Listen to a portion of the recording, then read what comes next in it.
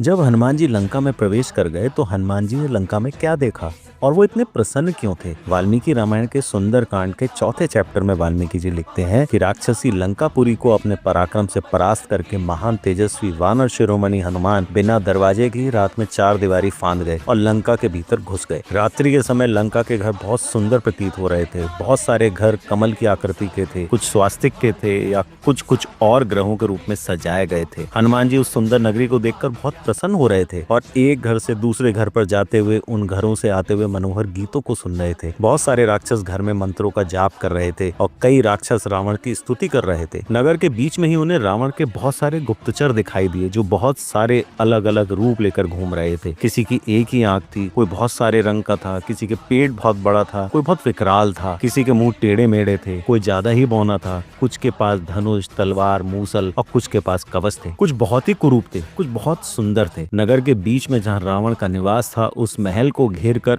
1 लाख राक्षसों की सेना निवास कर रही थी। वह पूरा महल सोने की चार दीवारी से घिरा हुआ था। वहाँ पर घोड़े और हाथी उसकी रक्षा कर रहे थे। हनुमान जी उस सोने के बने हुए परकोटे पर जाकर बैठ गए और उस महल को देखने लगे।